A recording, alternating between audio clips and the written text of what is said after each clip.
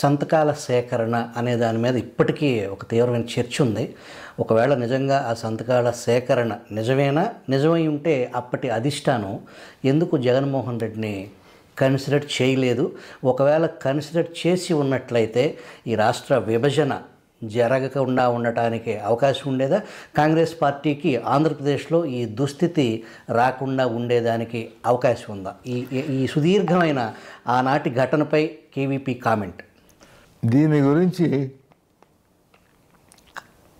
మీకు word to word చెప్పాలంటే కొంచెం కష్టమైన విషయం.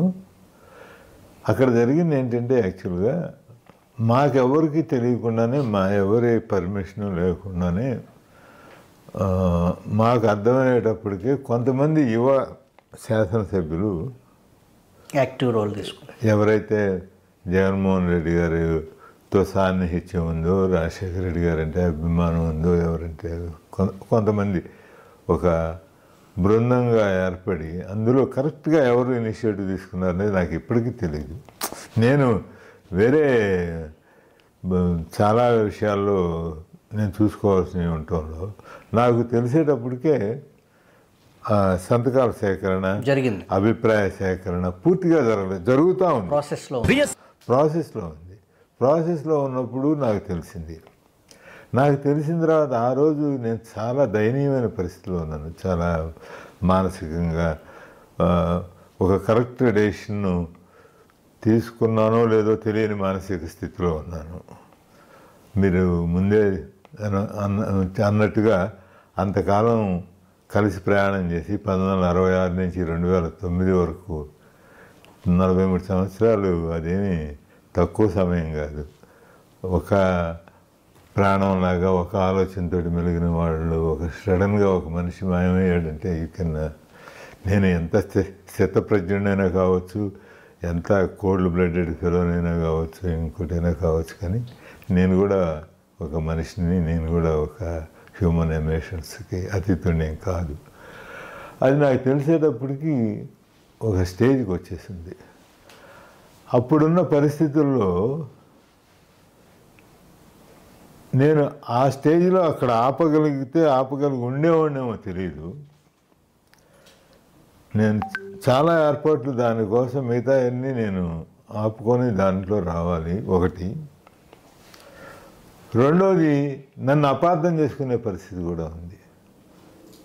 ప్రపంచం నన్ను అపార్థం చేసుకునే అవకాశం కూడా ఉంది. దానికి ఈ రాజకీయాల్లో రకరకాలుగా చాలా ఈజీ, ఏదో ఒకటి ప్రవేశపెట్టడం, ఒక థియరీ ప్రవేశపెట్టడం, దానికేమీ బేసిస్ ఉండక్కర్లేదు, దానికేమీ ఉండక్కర్లేదు. అటువంటి పరిస్థితుల్లో నేను ఒక మౌన ప్రేక్షకుడిలాగా ఉండిపోయాను.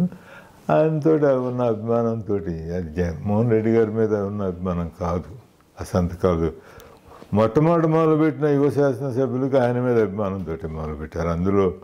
అందులో ఏమీ డౌట్ ఏమీ లేదు.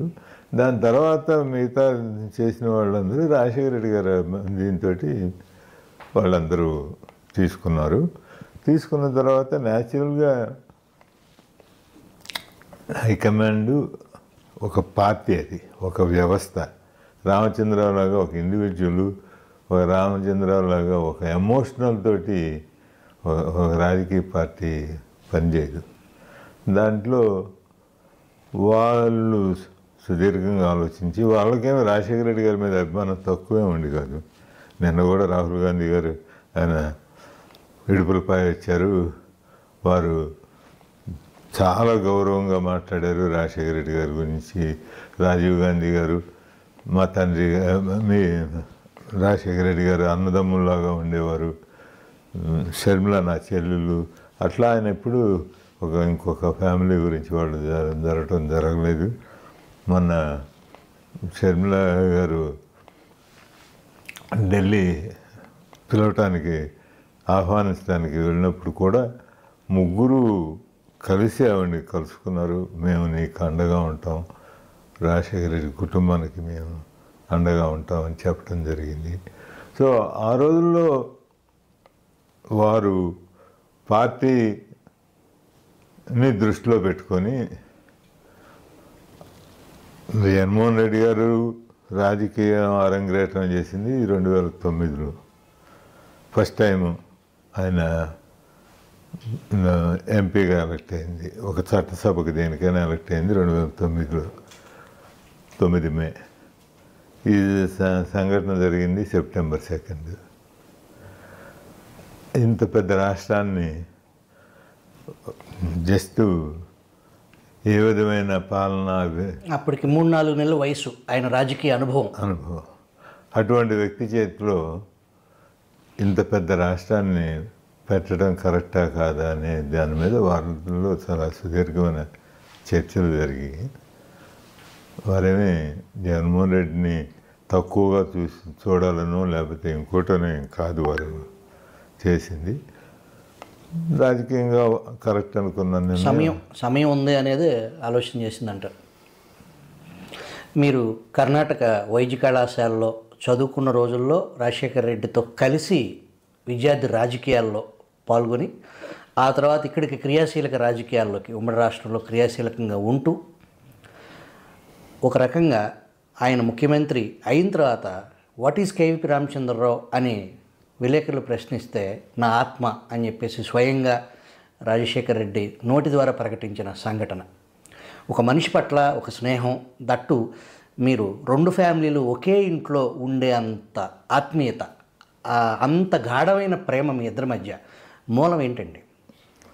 పరస్పర నమ్మకం, ఒకరి మీద ఒకరికి ఉన్న అనురాగం, ఆ బంధం. అది ఒక్క రోజులో వచ్చింది కాదు. 1966లో మేమిద్దరం కొన్ని రోజులు ఒకటే రూము షేర్ చేసుకున్నాం. మొన్న విజయవాడలో నేను అన్నట్టుగా ఒకటే కంచంలో తినలేదు, కానీ ఒక టిఫిన్ క్యారియర్ షేర్ చేసుకునేవాళ్ళం, రూమ్ షేర్ చేసుకునేవాళ్ళం. అప్పటి నుంచి కూడా ఒకళ్ళంటే ఒకళ్ళకి ప్రేమ అభిమానాలతో కూడిన విశ్వాసం, నమ్మకం. రాజశేఖర రెడ్డి గారు ఈ మాట అనింది చాలా చాలా లేట్గా, వారు ముఖ్యమంత్రిగా ఉండి చాలా రోజుల తర్వాత అన్నప్పుడు. అప్పటికి మోర్ దాన్ 40 years అయిపోయింది మా ప్రయాణం. ఆ 40 సంవత్సరాల్లో ఎప్పుడూ ఒక్క రోజును కూడా మేము మా అంతర్గతంగా మాలో మేము మాట్లాడుకునేటప్పుడు చాలా డిఫర్ అయ్యేవాళ్ళం. చాలా ఇష్యూస్లో చాలా రకాలుగా పరస్పరం విభేదించేవాళ్ళం. ఫర్ ఎగ్జాంపుల్, ఉచిత విద్యుత్తు రైతులకు ఇవ్వాలనే దాని మీద ఏ విధమైన భేదాభిప్రాయం లేదు మా ఇద్దరికి. కానీ నేననేవాడిని, మనం దీన్ని అకౌంటబిలిటీ లేకుండా చేయొద్దు. మనకు ఇప్పుడంతా ఆధునిక పరిజ్ఞానం ఉంది, ఫీడర్స్లో ఎంతెంత అవుతుందో తెలుసు. 1 ఎకరానికి 1 ఏరియాలో అన్ని చోట్ల ఒకటే రకంగా అవ్వదు విద్యుత్.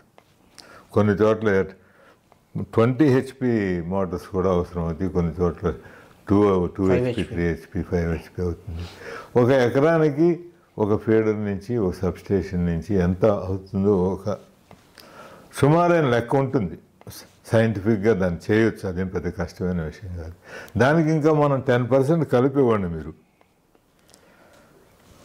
లేదు ఇంకో పద్ధతి, ఎకరానికి ఎవరైనా ఉచిత విద్యుత్ ఇస్తే 18 బస్తాలు పండుతాయి అనుకుందాం, 18 క్వింటాల్స్ ధాన్యం వస్తుంది అనుకుందాం, లేకపోతే ఒక 35 టన్నుల చెరుకు వస్తుంది అనుకుందాం. Okay, what ever it is, అక్కడ ఉండే ఎగ్జాంపుల్. దీన్ని బట్టి మీరు దానికంటే ఎక్కువ పండించిన వాడికి ఇంకా ఎక్కువ కరెంట్ ఇవ్వండి, న్యాచురల్గా వాడికి ఎక్కువ వస్తుంది. కానీ అకౌంటబిలిటీ ఉండాలి ఖచ్చితంగా. ట్రాన్స్ఫార్మర్స్ దగ్గర కానీ మోటార్స్ దగ్గర కానీ, లేకపోతే దుర్వినియోగం అవుతుంది అని నేను చాలా గట్టిగా వాదించేవాడిని. కానీ చివరికి ఆయన ఆటోమేటిక్గా ఆయన మాటే అవుతుంది కదా. చాలా విషయాల్లో నా మాట ఆయన లోపల ఒప్పుకున్నా. ఇటువంటి విషయాలు వచ్చేటప్పటికి ఆయనకి ప్రాక్టికల్ ఎక్స్పీరియన్స్ ఎక్కువగా ఉంటుంది నాకంటే.